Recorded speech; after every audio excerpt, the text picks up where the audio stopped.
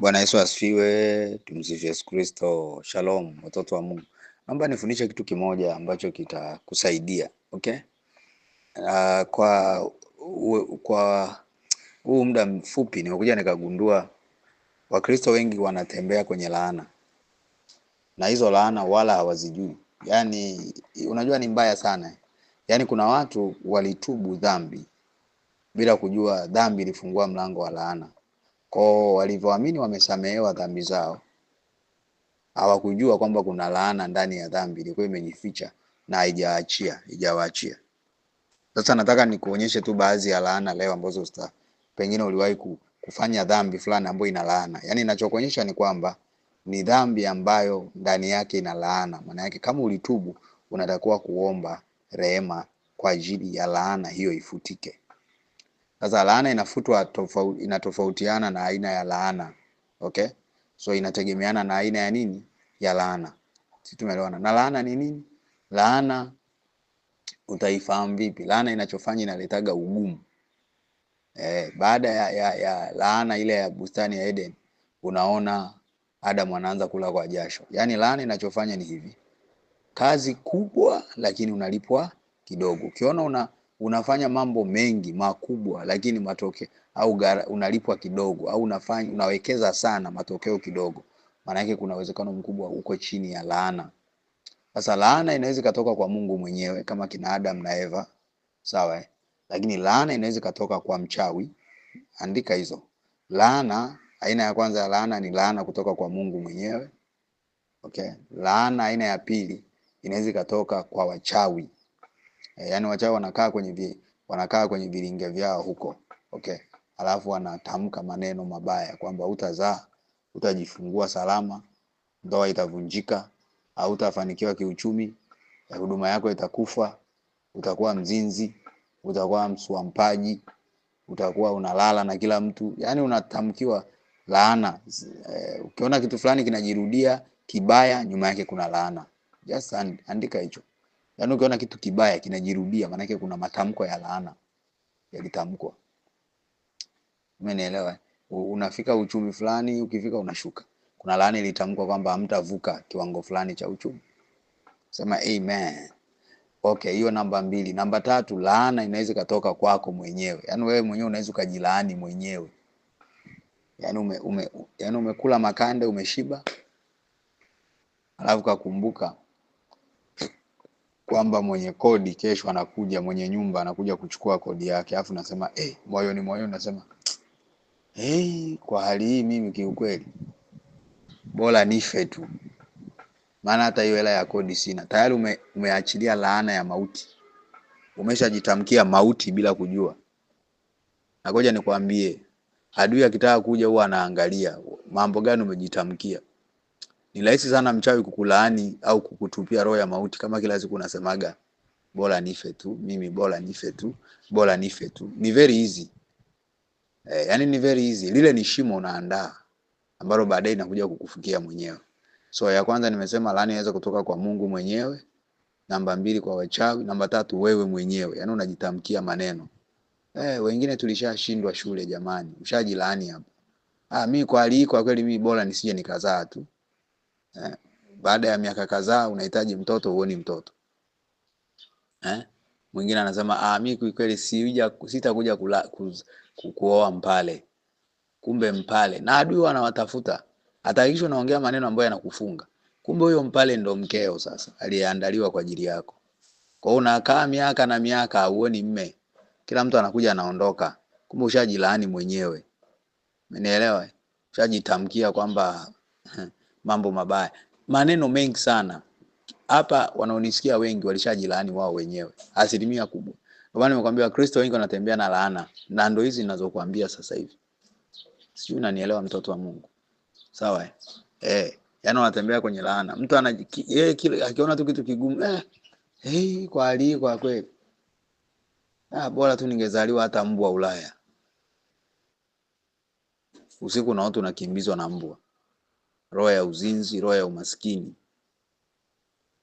Wewe mwenyewe ndo unajitamkia. You see? Kwa maneno unayojitamkia wewe yanaamua hatima yako.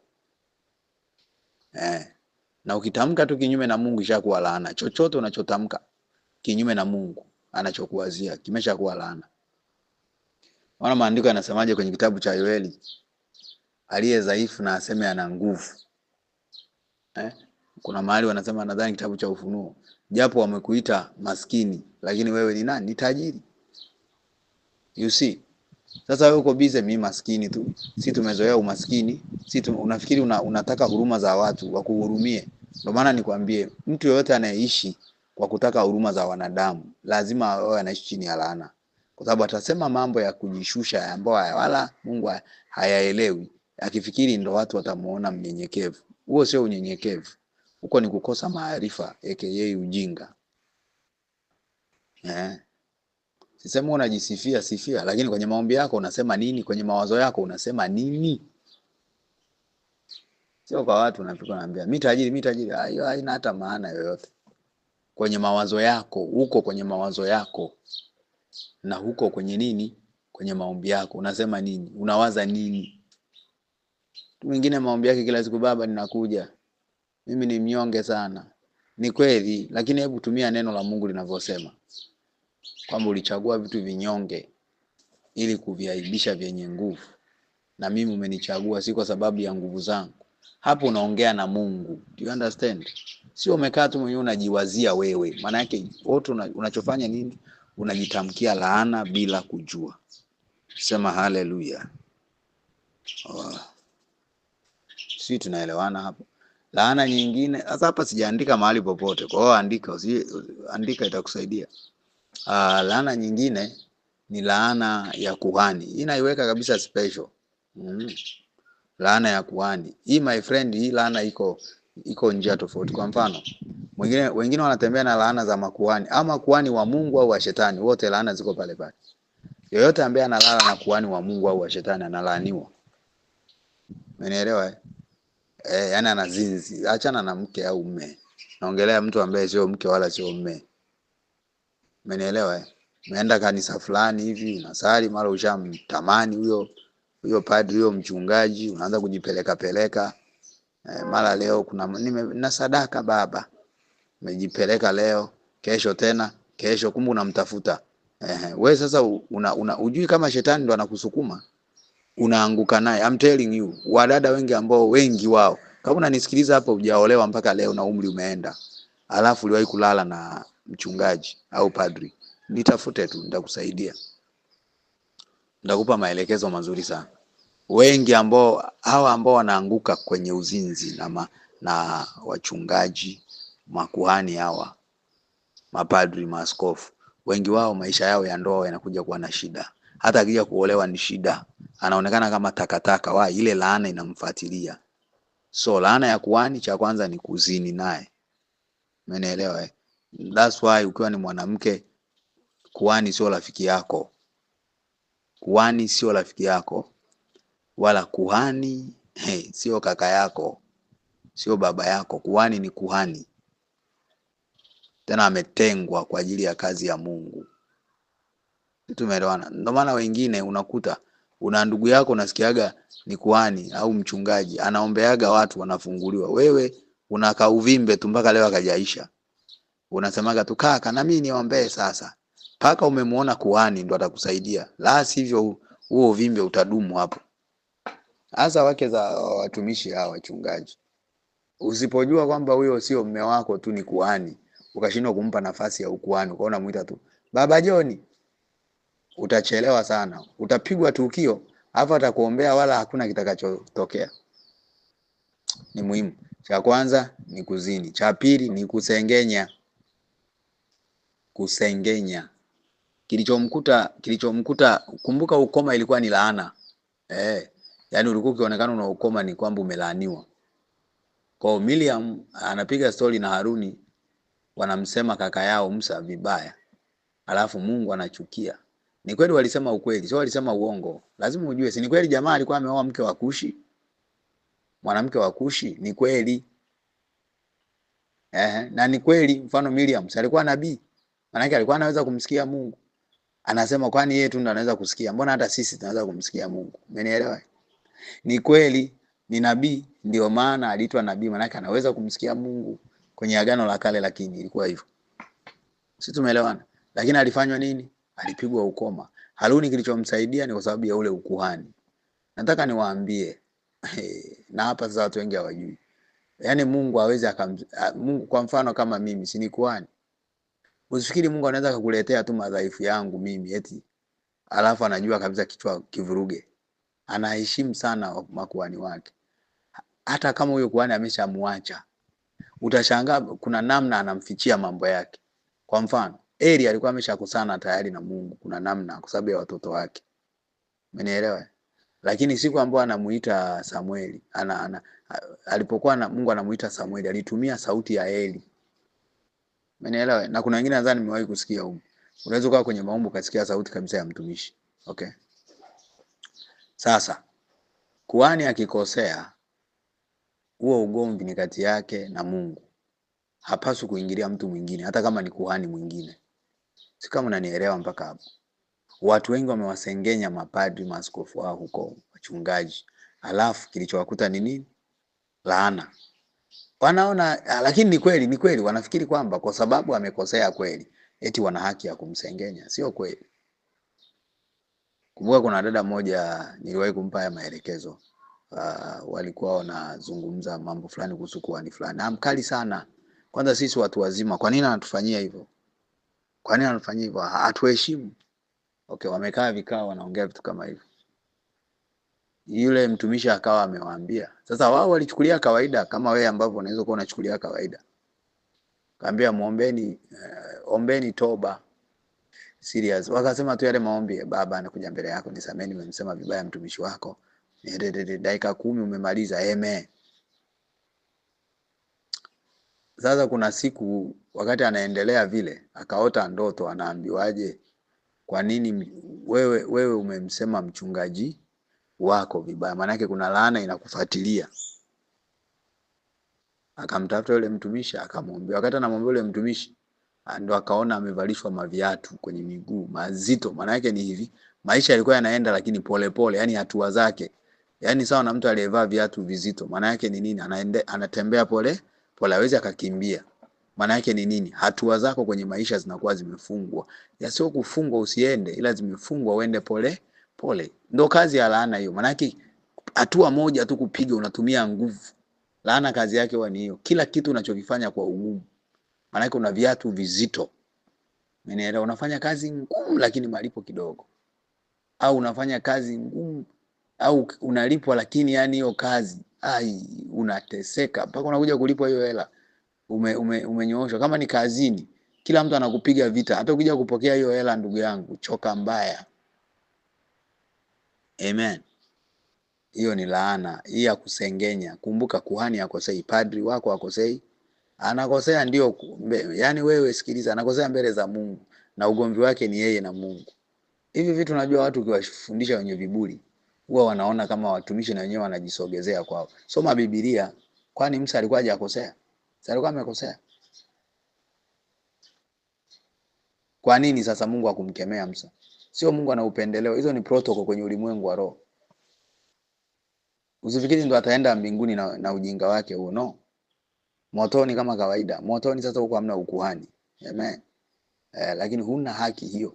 Mungu amewaweka kama mabarozi wanaomwakilisha. Usitegemee Mama Samia eti unamuuliza kuhusu balozi wake wa Moroko aanze kumkanyaga. Haiwezekani. Umeelewa? Kwa sababu huyo ni mwakilishi wake. Kama atamtandika yeye, maana yake anajitandika mwenyewe. Umeelewa mpaka hapo? Sema haleluya. Yes. Naomba nikupeleke nyingine. Hii ya kusengenya kwa sema wabaya acha. Kuna laana nyingine ni laana za mizimu. Sasa hizi zinatoka kwenye madhabahu za mizimu. Umenielewa? Sasa hizi laana huwa zinasemwa hata kabla hujazaliwa. Yani usifikiri eti mpaka wakuseme. Zinasema kabla hujazaliwa. So unakuta mama zako mama zako wana magonjwa fulani. Na wewe unafika umri fulani unaugua ugonjwa ule ule. Unakuta kwenye ukoo wenu wajomba walikuwa wanapata ajali. Na wewe unakutana na ajali ile ile. Unakuta umaskini na wewe unaendelea na umaskini. Yaani unakuta matatizo fulani na wewe unaendelea. Ugumba hivyo. Wanazaga mtoto mmoja tu, hawapati mwingine, na wewe hivyo hivyo. Maana yake ni laana hiyo ilitamkwa na mizimu tangu zamani. Yaani kuna mtu aliingia maagano afu makubaliano yalikuwa hayo. Hiyo ni mikataba, sio mpaka awe anajua. Yaani shetani akikuingiza agano ukajua, kuna agano jingine ulijui. Hawezi akakwambia kila kitu. Ni muongo. Ni baba wa uongo. Eti akwambia ili agano, unajua nini? Hautakuwa na watoto wa kiume. Kwa hiyo ambao akiwa wa kiume mimba itatoka, utapata wa kike tu. Akikwambia hivyo ujue kuna agano jingine ndani yake. Yeye ni baba wa uongo. Hizo ni laana. Jaribu kukufundisha uelewe. Haya maarifa ndio yamefanya watu wa Kristo wengi waishi kwenye umaskini, wa maombi yao waombe mpaka watoke jasho, hamna matokeo kwa sababu yuko chini ya laana na wala hajui.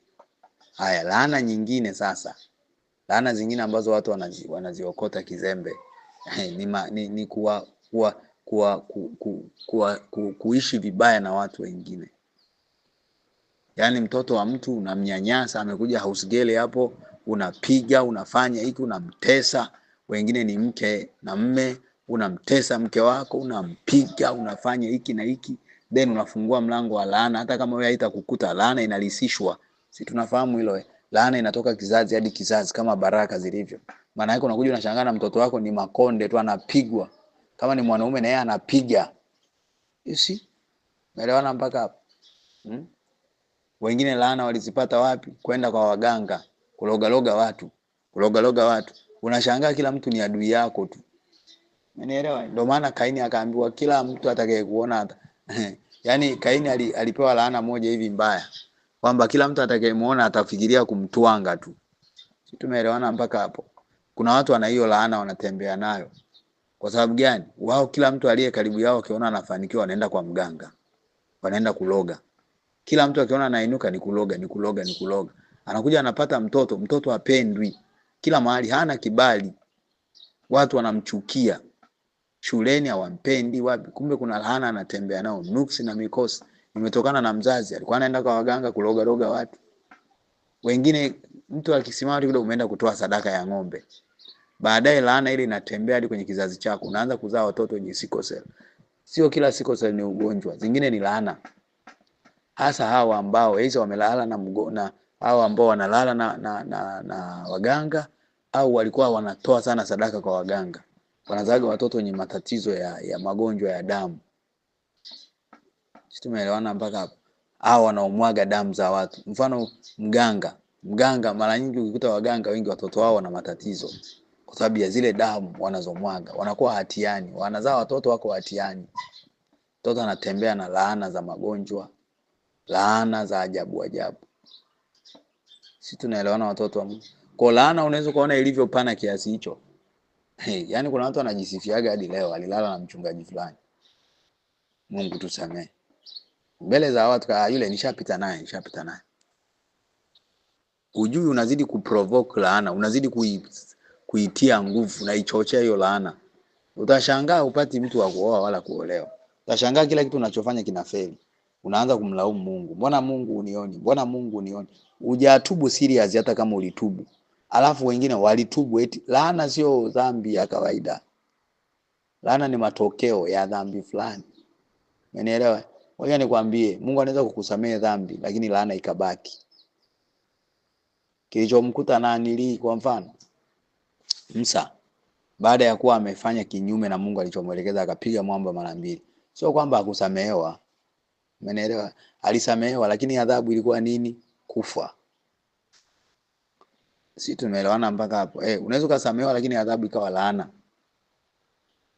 Sasa lazima ujue kutubu kwa ajili ya dhambi uliyofanya na kushughulikia hiyo laana. Laana ingia mfungo, maombi maalum, sio unaomba tu dakika 10.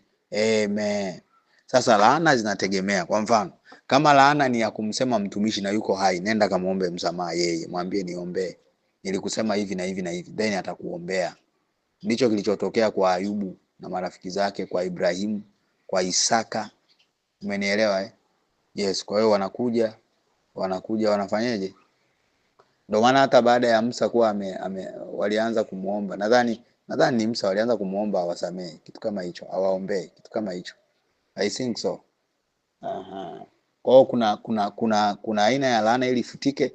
Kama huyo mtu yuko hai, nenda kwa huyo mtu. Sio Mungu unaomba ufute laana, no, umfuate huyo mtu.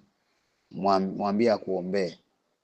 Alafu kwenye kukuombea ndo kama yule dada ndo utafunguliwa. Laana nyingine ili ifutike, kwa mfano laana ya wazazi. Hii nilisahau kusema. Kuna laana ya wazazi, sawa unaweza kaiongezea kwa kuhani hapo. Laana ya baba wa kiroho au baba wa mwilini, mama wa kiroho au mama wa mwilini. Yoyote ambaye ana ugomvi na mama au baba yake na amemchukia, maana yake anatembea chini ya laana. Kwa sababu una haki ya kumchukia, umeagizwa kumheshimu. Bila kujali ni mchawi. Ni mchawi ndio, lakini unapaswa umpende na umheshimu hivyo hivyo. Kwa sababu amekuzaa, ni mzazi wako. Lazima ujue hicho. Mtoto hakui kwa baba wala kwa mama. Yeyote ambaye anamsema vibaya mzazi wake anaingia kwenye laana. Baba yako wa kiroho, my friend, ni baba yako tu forever. Ukimsema vibaya inakukaanga. Na watu hawajui baba wa kiroho ni nani? Ni yule aliyekufundisha imani. Unajua kuna watu wanakuwa na baba wa kiroho. Baba wa kiroho amekulea, amekufundisha vitu vingi, umefika kiwango fulani cha kiroho. Alafu ukifika kiwango fulani unapata baba mwingine. Sio umepata baba mwingine. Umejichanganya tu. Baba yako ni yule yule aliyekufanya ukajitambua. Sasa umejitambua, sasa hivi umejisahau. Labda ulifundishwa na watu tofauti. Unakuta kuna walimu 10. Leo huyu, kesho huyu, kesho huyu, hapo sawa. Lakini mtu mmoja alikaa akakufundisha mpaka ukawa na imani. Ukawa Mungu kamtambua, huyo ndo baba yako.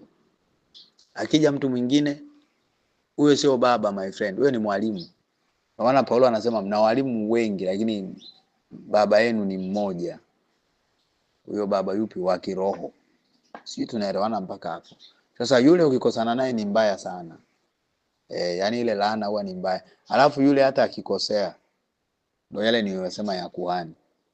Ni bora tu kuhani ambaye wala hajakulea kuliko baba yako wa kiroho. Unajiwekea mpaka kabisa ukuta mbele yako wa kuendelea kukua. Sema amen. Wengine wanaanza kujilinganisha na baba zao wa kiroho. Anaanza kuona kama mbona kila anachofundisha hata mimi nakijua tu. Nitaka kuingia kwenye mkenge mmoja huo mimi. Lakini Mungu ni mwema. Sema amen. Yani ukishaona sio kila kitu unakijua, umefunga mlango wa kujifunza tu. Yani ni kwamba huwa tujifunzi kile mtu anachosema, tunajifunza kile roho wa Mungu anasema ndani yake. Maana yake anaweza kawa anafundisha kitu ni kweli au maneno umewahi kuyasikia. Lakini kama utakubali kusikiliza rohoni, unaanza wakati unasikia yale, unasikia mengine ambayo hajasema.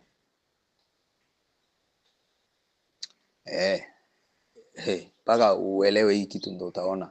Hakunaga kuhani ambaye anarudia yale yale kila siku. Kwa sababu hafundishi yeye, anafundisha Roho Mtakatifu.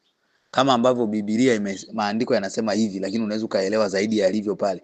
Ndivyo ilivyo mtumishi anapokuwa pale anaongea mbele yako. Unaweza kuelewa zaidi ya kila anachosema. Roho Mtakatifu ndo kazi yake hiyo. So kuna watu wanatembea kwenye laana kama hizo. Kuna watu wanalaana kwa sababu ya kaka zao na dada zao wa damu. Anaenda kwa mganga amemloga. Ushalaaniwa. Unatamani pesa zao, naenda mnaloga. Tayari unatembea kwenye laana. Afu wao wanajisahau kweli. Mara unapigana naye. Hiyo ni laana, unamuonea, sio unafanya nini? Zote hizo ni laana. Sisi tumeelewana. Wengine laana zao ni nini? Kila siku unazaa na mwanamke, unampiga mimba unamwacha, na huyu unazaa mwingine unapiga mimba unaacha, unapiga mimba unaacha, afu wala ujali watoto. Unatembea kwenye laana. Uwezo kuzaa mtoto afu ukaacha kumhudumia. Unatembea kwenye laana.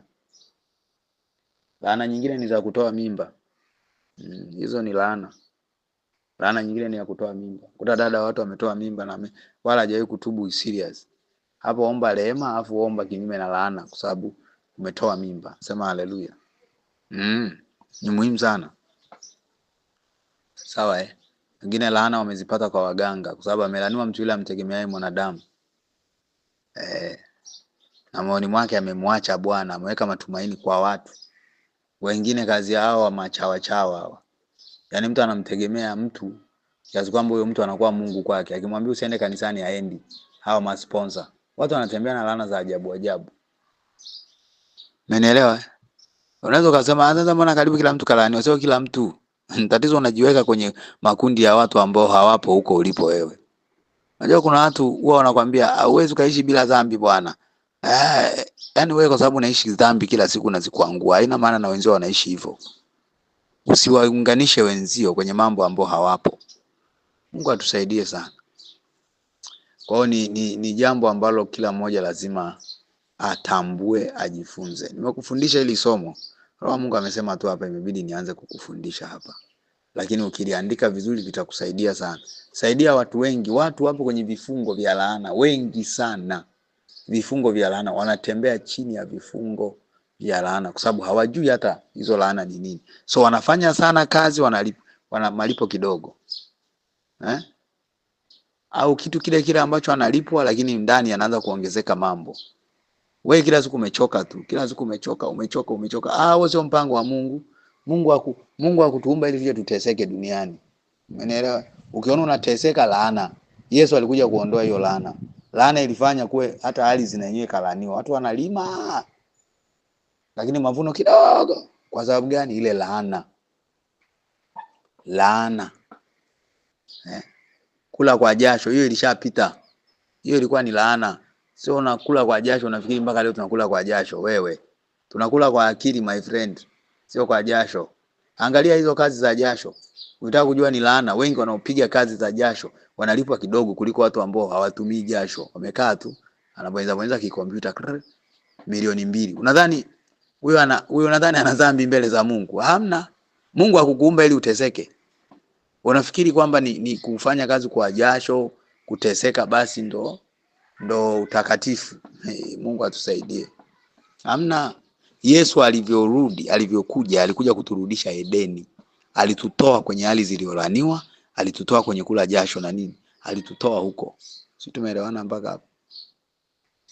Sawa Ni muhimu sana. Hiyo ni muhimu sana. Lazima tujue hilo. Itatusaidia. Kwa laana zipo huko na kama laana lazima ujue namna ya kuna zingine za wachawi maana yake ni maombi tu ya vita. Unatumia damu ya Yesu. Za mizimu damu ya Yesu. Sawa za wachawi damu ya Yesu. Za wazazi nenda kamuombe msamaha. Za kuhani nenda kamuombe msamaha. Za dada yako Zuina nenda kaombe msamaha. Sijui na nani hao wote ni wakuwafuata kwenda kuomba na wakusamee kweli. Ikiwezekana waambie niombee basi. Ili hicho kitu kiniachie. Kama hauna uwezo wa kumwambia niombee, wewe una matatizo bado haujaelewa unachofanya. Yaani bado una kiburi. Siwezi kumwambia niombee mimi, siwezi.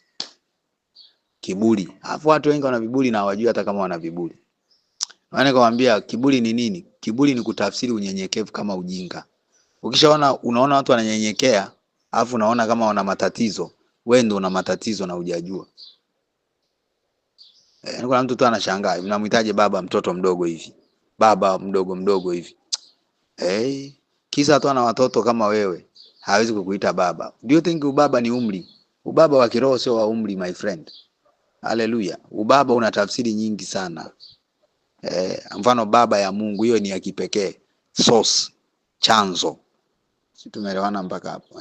Sio hiyo ukisikia baba sio Mungu anaitwa baba, sio baba hii ya kwetu. Tofauti. Aba. Waisraeli wanasema.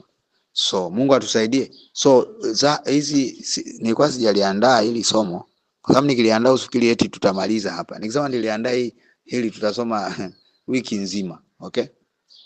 Lakini nimesummarize kwa urahisi zaidi ili uelewe. So kama kuna ugumu unaupitia, mambo yako unafanya kwa ugumu, anza kujiscan, jitafute. Kuna mahali ulichapia, kuna laana unatembea nayo. Mungu hajakuumba uteseke. Utoke jasho ndo upate 200. Sio kweli. Na unasema umeokoka, sio kweli. Mungu atusaidie sana. Amen.